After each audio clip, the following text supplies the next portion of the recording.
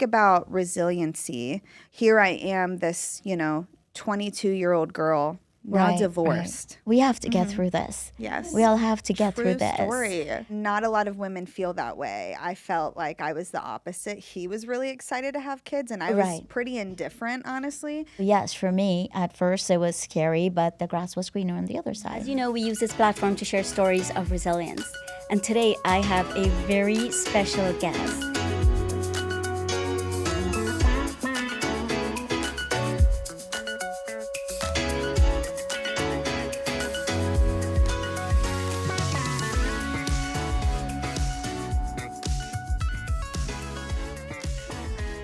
Hi, this is your host for the Sally Allen podcast. Happy New Year. I'm so glad we're here again, and we are doing this by the grace of God. Today, I have 2 episodes that I'm recording. My first guest is Rachael Macaluso. She's a mama of 4 children, all under 5 years old. I mean, she is pretty incredible already. She's also an author. I don't know where she finds time to be an author, but she is an amazing individual. I've been following her on social media, and that's one of the reasons why I've seen what she's been doing. And I really want her to share, especially for moms to hear how she's managing all of this. Rachael, welcome to the Sally Allen podcast. Thank you so much for having me. I am honored and so excited to just sit here and chat with you about all the things. Yes. Your messages when we were talking about you coming, and being on the podcast, you were so enthusiastic. You're one of the most enthusiastic guests. Well, I was a cheerleader my whole life, all throughout college as well. And I think it just is still in me a little bit, and I love cheering you on. I think you're one of the most incredible humans ever. So I was just excited to be here with you. I appreciate that. I feel the same way about you. So, before we started, we were in the waiting room and we were talking about a few things. And I said, we're going to talk about resilience today. And I don't script this, as you know. Yeah. We just go with the flow. You said, let's wing it. And I said, okay. That's what I do. Mama 4 all day long. I got this. You wing it all day long. But there is a particular story, I think it's pretty funny, that I want you to share with Trevor and how Trevor pursued you. I remember that story. I never forgot that story, how he hopped in his car. Gosh, what was he, 2 o'clock in the morning? He came to your door? Yeah. So, oh my goodness. Well, let me start off. I was a kids pastor at a church, and he was one of my volunteers, and he asked me out, and I said, I'm so sorry. I don't date volunteers or dads, because those were like the 2 people that would always ask me out. Yeah. And so I said, I have a strict boundary. No dads, no volunteers. Right. He said, well, I quit volunteering. Oh. And I said, no, I need volunteers. Like, if anybody leads volunteers, we need volunteers up in this place. Yeah. And he said, no, I quit. And so he asked me out again. And, I said, okay, well, I guess I can do this thing now. I had told him that I love Christmas trees. Like, going and getting live Christmas trees was just my thing. Right. And so we were having like our first dinner. It was the very first time I'd ever really hung out, really met this guy. And he said, well, I should probably let you know, I bought a pass for you to go cut down a Christmas tree in Arizona. And I was like, this guy could be like a murderer. He wants to drive me across state lines to go cut down a Christmas tree. Like, I don't even know if this guy is okay to be with alone, And so I tried to bail. I was like, I got to get out of this. Like, this could be really sketchy. And I was at my friend's house, and I was talking to them like, I got to get out of the state. And they're like, no. Okay, yeah, whatever, just bail on him. And so I text him, so sorry, like, I have something to do in the morning. He goes, great, let's just go now. Like, I'll pick you up at 2 in the morning. I was like, no. And so he came to my apartment door at 2 in the morning, and he's like, you make us coffee, I'm driving us to Arizona. And we went to Arizona at 2 in the morning. What and a that cool was story. Our official second date, and the rest is history. Yeah, and I never forgot that story when you told it to me. I was like, it was just such a cool story. And that story epitomizes your relationship that you have with him now. It's just so sweet and so wonderful. But we also talked a little bit about one of the things you started to say, I was in an abusive relationship, and that crafted me and made me who I am today, especially being a mama. Talk to me about that. Yeah, so I got married really young in my early 20s. And I didn't know that about you. Yeah, you didn't. Not a lot of people do. It's not something that I talk about often. Yeah. Especially because I still want to honor him and the relationship that he's in now. But it was a very unhealthy relationship. There was a little bit of physical abuse, but it was a lot of emotional abuse. And of course, when you're a young girl in your 20s, you're not really perceiving this, you know, as abuse. And I finally sat down with the most conservative pastor I could find, because I thought he was going to say, you got to figure this out and stay married, you know? Yeah. And he said, you need to get out of this relationship. You're in danger. There's a lot of details and stories that I could tell, but I know that God saved me. Yeah. I think that if I stayed, it would have, I don't know if I would be here to this day. He was very sick and not well. And, you know, emotional health is a big deal. It is. For me to this day, because of that relationship that I was in. And I'm not sure if he's gotten the help that he needed now. But I left when I was, I think, 22. So I was really, really young. Yeah. And talk about resiliency. Here I am, this, 22-year-old girl, now divorced. Like this new label was slapped on me. I remember, just filling out basic paperwork, and you would have to check the box of, are you single, are you married, or are you divorced, or are you widowed? Those are the typical options. And I just really felt like there was this label slapped on me. And I thought, I don't want to be known as divorced. I'm so young, and that was just such a small chapter of my story. Like, there's so much more to my story than being divorced.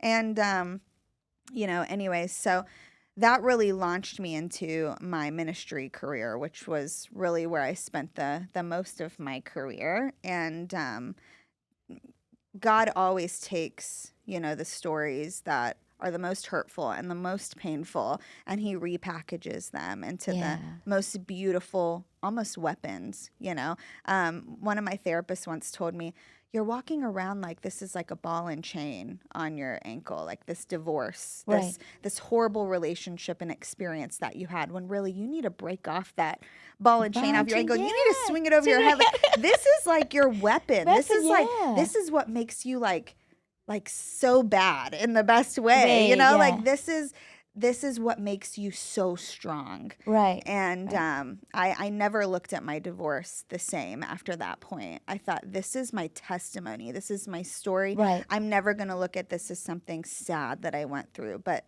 the real reason why I'm so strong and so able to do so much. Yeah. I love that you share that. I just released an episode yesterday or Wednesday, and that episode was on how do you use what people see as a deficiency or what people see something holding you back. How could you use it as your superpower?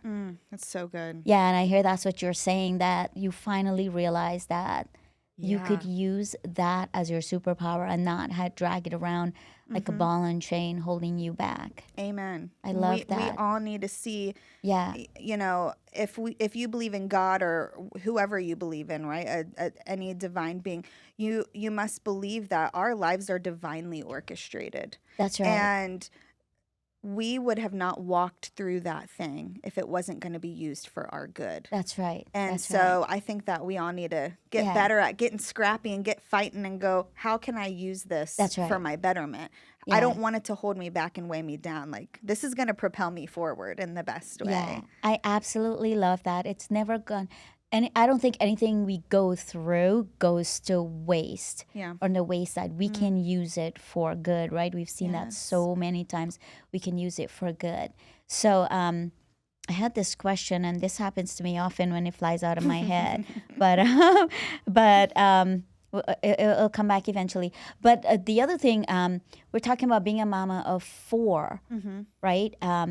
That there has to be some resiliency in that. When you had your first, your first child, did you think that you were going to have 4? No.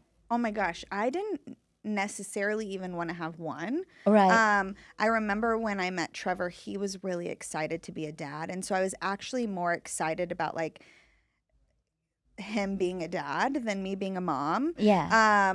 Not a lot of women feel that way. I felt like I was the opposite. He was really excited to have kids, and I was Right. pretty indifferent, honestly. Then when I saw him become a dad, I was like, I want more of this. This is so great. He's such a great dad, and I didn't realize how much I like loved being a mom. And then we had more and more and more. And now I'm not. Like I told him, we are pausing for a hot minute, sir. So so now I have 4 kids. So crazy. Yeah.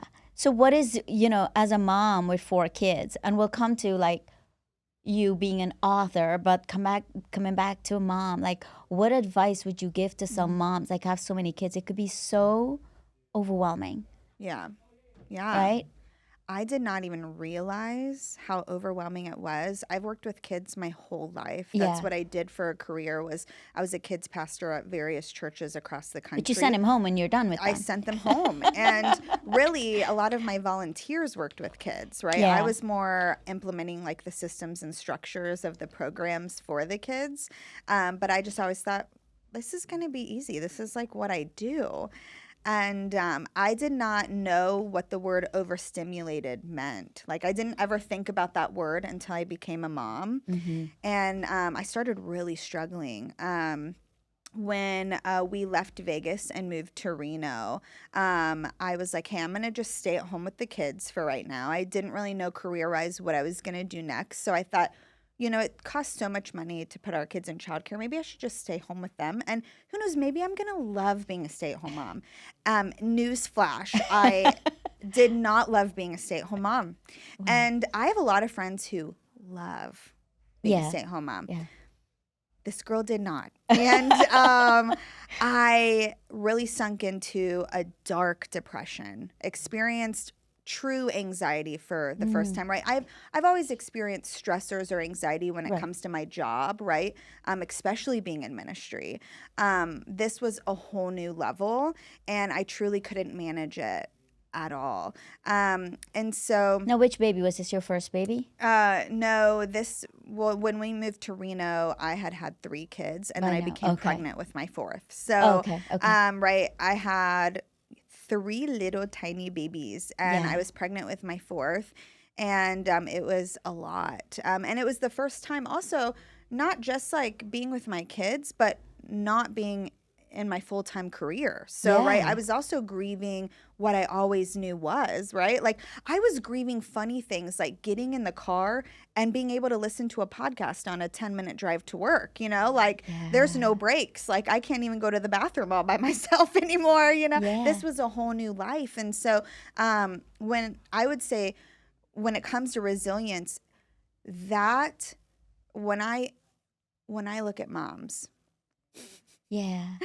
I go, there's not really a whole lot more people that are resilient than moms. That's right. There's not. And again, this is coming from a woman who worked, 50 hours a week and, was pretty busy in my career and had kids and, all of that jazz. Being a stay-at-home mom has really opened my eyes to what stay-at-home moms have to endure every day. They are one of my favorite quotes is, you're not raising kids, you're raising adults. Oh, yeah. You're not raising kids. You're raising adults. The adults that are walking around like day to day, every day that we see today, they were raised by a parent, right? Or aunt and uncle, grandma and grandpa, whoever. That is tough work. It's work. You are teaching them how to respond emotionally to people that hurt them. You are, not only teaching them how to talk and walk and potty train them, but you are teaching them how to be a thriving adult in society. Talk about the hardest work. And then on top of, right, a lot of stay-at-home moms experience depression, anxiety. Who do they have to talk to about this? Nobody. They have nobody to talk to. And so, they're waking up every day going, I don't feel like doing this, but I have no option. I have to show up to these tiny humans every day and do the hardest job in the world. I can't think of anybody that's more resilient than a mom. So I want to deep dive a little bit though into what you felt. You know, you knew you were going into some type of depression. Yeah. What you felt, what are signs mom should look for, and then how you recognized it and worked on it. So good. Yeah. I think it's such an important question, Sally, because, right, moms go to their, babies' checkup appointments and they're given these questionnaires, to basically screen for postpartum depression and postpartum anxiety. And I have been that mom 4 times, and I'm like, I don't want to tell you on a piece of paper. Right. Like that feels so non-emotional when what I'm going through is so emotional. Yeah. And I just really wish someone would actually talk to me about this. And so one of the things I would just love to say to moms is you're not the only one. And it really feels like you're the only one. You feel sometimes like you're a really bad mom, that you don't just want to be with your kids and play with them. Like you feel guilty for telling anybody about these feelings that you're feeling. Right. And I would say more moms experience this than less, right? And so the things that I started paying attention to were withdrawing, right?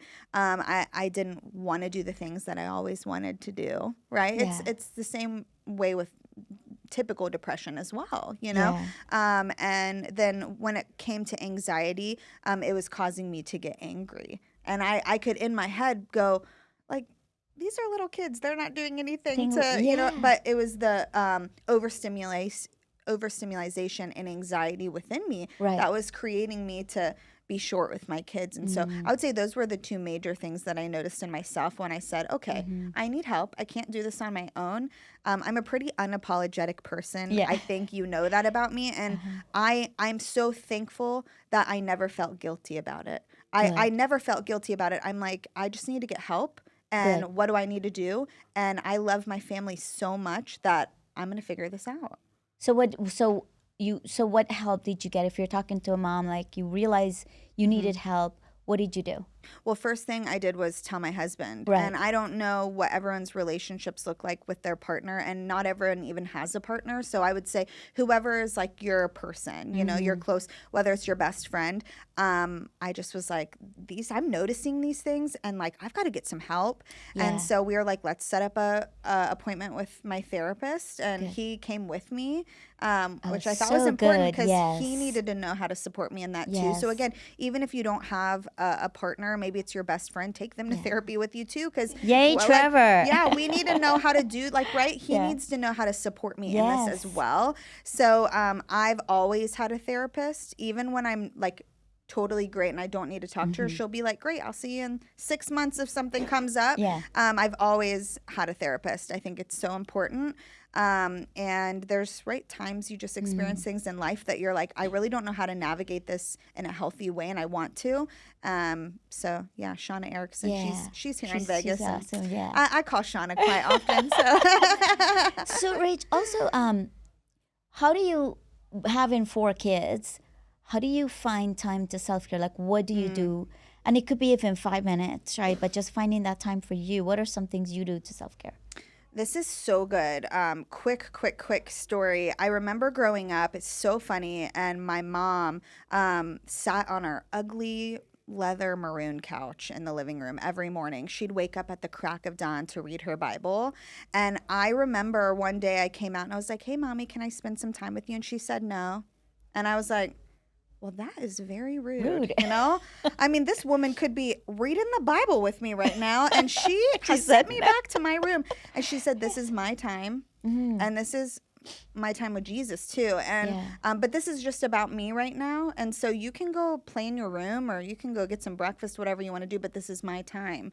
And I thought it was so weird when I was a kid, like, shouldn't you want to hang out with me all the time? Like, I am amazing mom. Your mom knew boundaries. She knew boundaries. And I think it was modeled really well for me in my mom. And so when I became a mom, I knew it's okay to have my time. Like, it is okay for me to have time to rejuvenate and refill myself, right? It's the same for us no matter what job we're in, right? That's why people go on sabbaticals. It's why people go on vacations. It's whatever.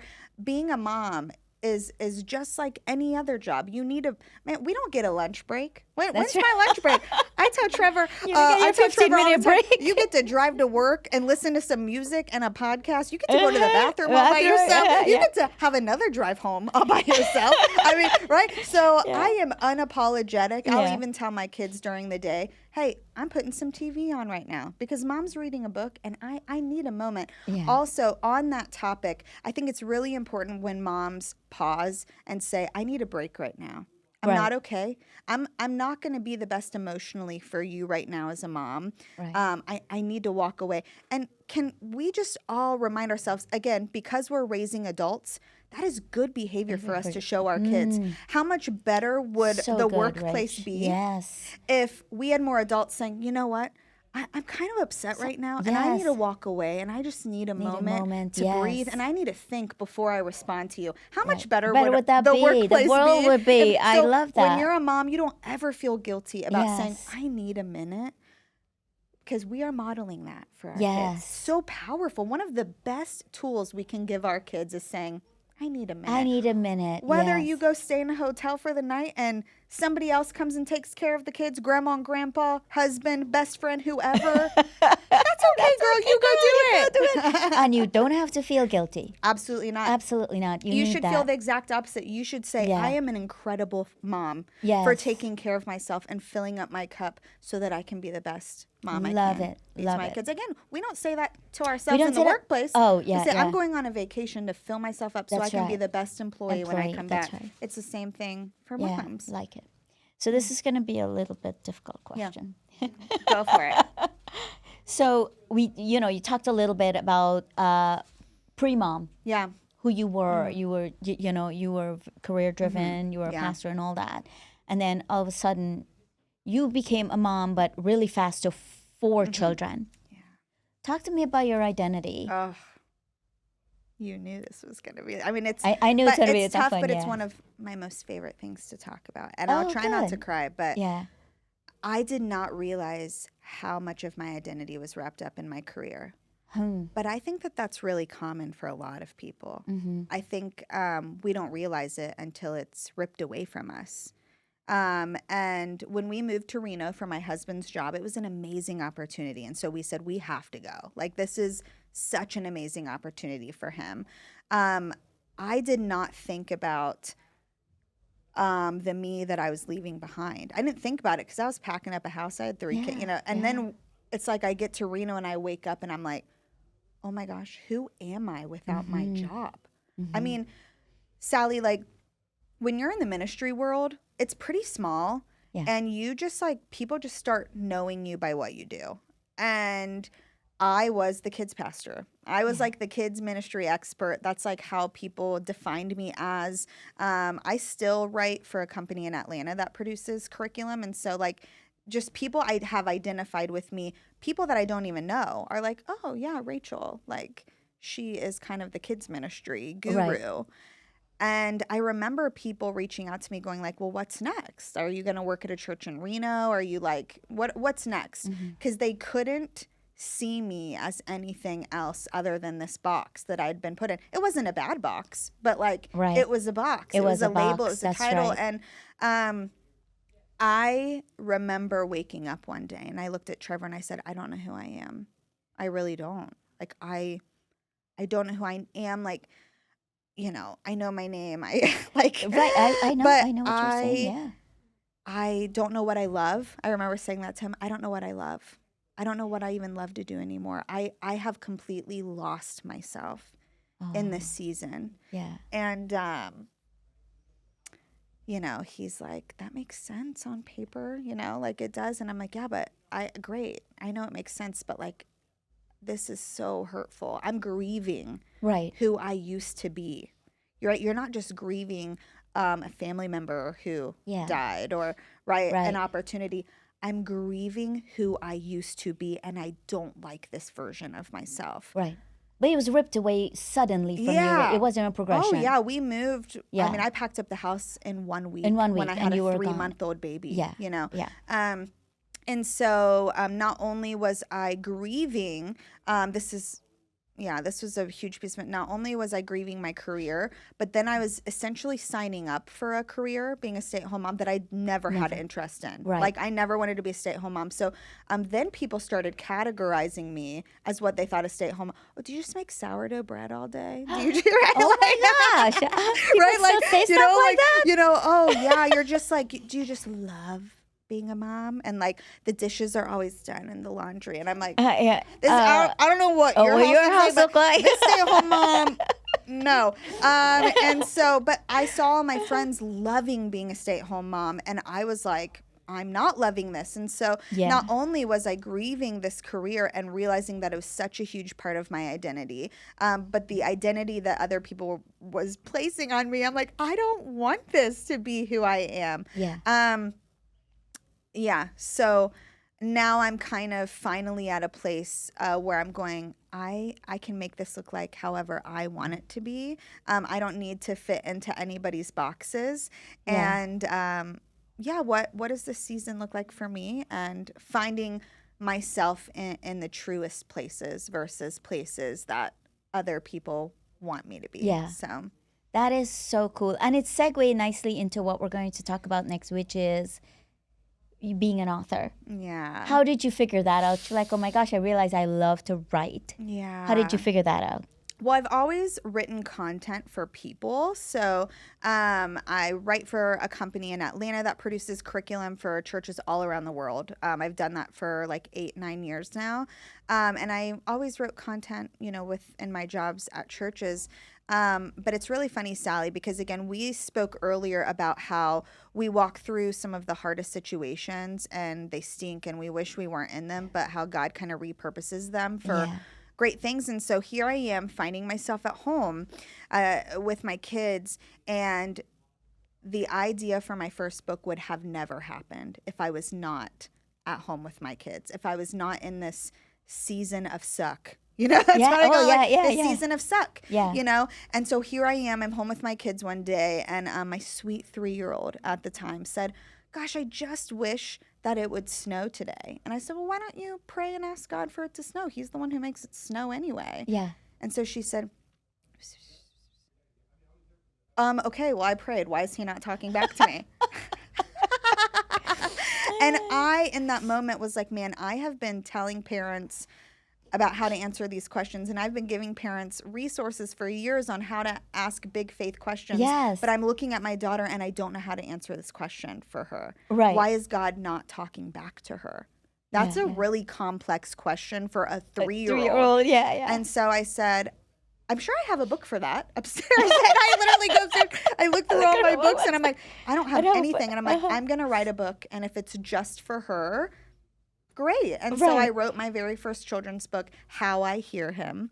And it's how to find God in your day and how to hear his voice throughout your day. And it's a kid's book, but I always say it's kind of for adults too, because that's a really hard topic for us adults to understand as well. That's why I love kids' books, because it can take really complex ideas and break it down in a way that is, yes, retainable for kids, but I think really good for us adults as well. So that is how I came up with my first book, How I Hear Him. And I say to this day, we find ourselves in these valleys of darkness and these really hard seasons, but there's something that is supposed to be produced in you and wouldn't be able to be produced if you were not there. If I wasn't obedient and if I wasn't staying at home with my kids and sweeping up Cheerios off the floor, that moment would have never happened with my daughter, and that would have never propelled me on this kind of new career path that I'm pursuing of writing children's books. It's crazy.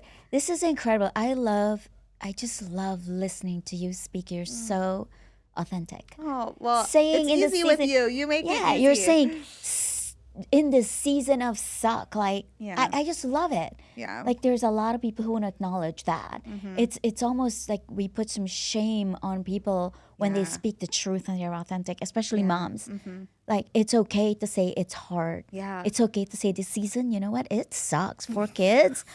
Like, sometimes I sit in the corner and I cry. Yes, right? Amen. My therapist gave me so much freedom, and she said, why do you put so much pressure on yourself telling you that you have to love this season? She was like, just say, this isn't my favorite season. That's right. And we all need to hear that about, right, whether you're a mom or wherever you're at. This isn't my favorite season. Not every season of your life is going to be your favorite. And it doesn't mean I love my kids any less. Yes. Amen. That's the thing. I love my kids even more, but we have to get through this. Yes. We all have to get True through this. Story. Wow, incredible. So when is your second book coming out? My second book is coming out January 7th. So on Sunday, which happens to be my birthday. Yes, happy early birthday, girl. So this book is called No Hush Little Baby. And we are flipping the script on the old lullaby, Hush Little Baby. Because I want every little kid to know that God gave them a voice to use for a reason. Yeah. And there's reasons why we should cry in this world. And there's reasons why we should speak up in this world. Yes. I don't want to hear any other mama or dada or whoever singing that Hush little baby, don't you cry. No, I want to hear your cry. I want to raise kids who speak up for the injustice in this world and use their cry to create change in the world. Yes. So I flipped the script and I wrote this book, No Hush Little Baby. Yeah. So what did you write about when your little girl said, which one of them? Lindley. Lindley. When Lindley said, why didn't God answer my prayer? What did you put in your book for that? Yeah, so I mean, the whole book is basically walking kids through about what it looks like to find God's voice throughout the day. Yeah. And so, yeah, like... Give us an example. Yeah, so it's a really cute story about this little girl who's going on an adventure because my Lindley loves going on an adventure. She has her little adventure backpack. And she's like, why is God not speaking to me? Am I not special? Am I...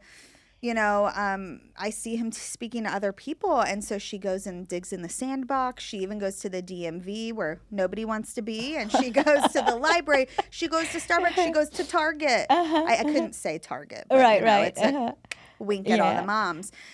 Mom's favorite place to be. And she's like, I still can't find his voice. And at the end of the day, she gets on the couch and she opens up the Word of God. And she's like, there's his voice. And so it kind of starts with the Bible, right? Like we start with the Bible and then we can find God's voice and all those places. She goes back to all those places and then is able to discover God's voice. I love it. I Yeah. can't wait to read it. I'm so excited. Yes, for you to I am read excited to read it. Yeah. So is there anything I didn't, this was, we didn't script it. We're just going. Is there anything you want to share that I haven't asked you about? So I would say the second book that's coming out, No Hush Little Baby. Sorry, I had a thing on my lip. You're good. I didn't see it. So when Lindley was a baby, yeah, I was, I think, heading on a plane to Reno, and I had her. She was a newborn, and she started crying. And this man looks at me kind of annoyed that my newborn baby is crying. And I looked back at him, and I thought, why is our first instinct when a kid cries to, like, make them be quiet? Right. Because there's clearly something going on in her little head Yeah. that she's saying something's wrong, an alarm's going off, and I'm crying about it. I'm unsettled. Because I can't speak about it. Right. But why do we just want to quiet the cry? And anyways, I always tell people I ordered myself a glass of wine and just started staring back at the sky like, well, if you want to stare at me, then I'll stare back at you. And I started writing this poem called No Hush Little Baby. And I said, this needs to be a book one day. In our society, right, we're talking about resilience. I think one of the strongest things we can do is to just cry and to know that crying is okay and that our emotions are okay. But I think our society is making a lot of improvement, right? We're talking more about therapy and we're saying that it's okay to have these feelings and we're figuring out how to navigate through them. Yet we still shut it down in the workplace, right? We have women around boardroom tables that are trying to hold back their tears because they're scared that they're going to look weak. They're going to look weak. Yeah. You know how that feels, you know, and we've been there as women. Oh, yeah. And I had this thought when I was writing this book, like, why are tears a symbol of weakness when they're really a sign of strength? Right. They are a sign of strength. And I want my kids to grow up in this world saying there are things that are worthy of being cried about, and there are things that I need to speak up about, right? You and I, are both very passionate about missions work around the world, and we've seen some of the most devastating things around the world. I want my kids to when I saw that man on the airplane, I looked back at him and I said, just wait until I get done raising her. Because she's going to be Yes. pounding on your office door, annoying the Annoying crap crap out of you with this same voice. Yes, This same same voice voice, that's same annoying you voice right right now. now. This same cry. Yes. She's going to be Same at your cry, office face. door, Yeah. winding you up and telling you about all the Yeah. world change that she wants to make. And so Yeah. I think that every woman needs this book, whether you are an adult woman, whether you're a girl graduating high school or you're a little girl going into kindergarten, and you need to know it's okay to speak up for things and it's okay Yeah. to cry, that tears don't make you weak, that they're only a source of strength for you. If you're sitting next to Yes. a man and he's looking at you going, wipe those tears away, just know you're stronger than him. You're stronger Yeah. than him. And there's never been anything that I've walked through in my life that has made me cry that has not made me stronger. Yes, So let's we go, just need to Yes. speak about it more. That's And right. So yeah, that would be That's the right. the only Yeah, thing let's stop that, shaming mamas because Yeah. their babies are crying on yeah. planes. Amen. And let's stop Yes. shaming women in the Women. workplace. Yes. And let's really recognize that they have a lot of strength to bring even through their through tears. their tears. That's right. Amen. Do you have anything for me? Any question or I anything? do. One question that I would say, kind of wrestling with right now Right. is, especially as a mom, Yeah. there are days that I say, I want to go back to work or whatever it is. Yeah. And I think maybe the grass is greener on the other side, you know? And there's Right. been times, you know, that I've left places and I go, the grass is kind of greener. Mm-hmm. But my question for you is, do you think the grass is greener on the other Yeah, side? yeah. I think it's very situational. Yeah. Like you said before, you are right on target with that. It's very situational that the grass could be greener on the other side. And one thing I always say to people, make sure when you are moving on from something that you're not running away, but you're going towards something better. Because a lot of times if we run away, the grass is not greener on the other side. Oh, that's good. Yeah. Right? We need to think about what are we running to? And if you have something to run to, when I left the corporate world, I had my book to run to. I had my business I was running to. So yes, for me, at first it was scary, but the grass was greener on the other side. If I was running away and I was, when the time wasn't right, I would have gone into another job where I thought the grass would be greener, and I would have forfeit all these blessings I have right now with my coach clients. That is such a good piece of advice right there. Like, oh, that is so, so good. I'm going to take that because I Yeah. think that, right, I have ran away from places in my life and Yeah. it wasn't. But then I have ran to things and Right. it's And it turns out good. the better than plan. It's better Yes. than you could have dreamed or imagined. Amen. So, Amen. So you thank do you have a for that. takeaway for our audience today? sorry, say that You have a again. takeaway for our audience today as we wrap up? I would just say I'm super excited for you to get your hands on this No Hush Little Baby book, and I hope that you snag a copy. $1 from every book is going to be given to Agape International Missions, Awesome. who we love. We love, yes. And they yes. fight child sex trafficking over in Yes. Cambodia. I wanted this book again to set up for success and fight the injustice that we see in the world. And so I thought, well, I need to give some money back to an injustice that I deeply care about, which is child sex trafficking. So Yes. I'm just so honored, and I'm super excited that I even got to write it. And it's a message that I truly feel like every woman needs. So Yes. yeah. Yeah. And with that, friends, I just want to say let's stop shaming women with babies on planes. Yes, amen. And let's stop shaming women in the workplace because they get emotional and they cry. And Rachel, thank you so much for being a guest on the podcast. Thank you for being so authentic and so open and so vulnerable. And with that, friend, today it's a wrap.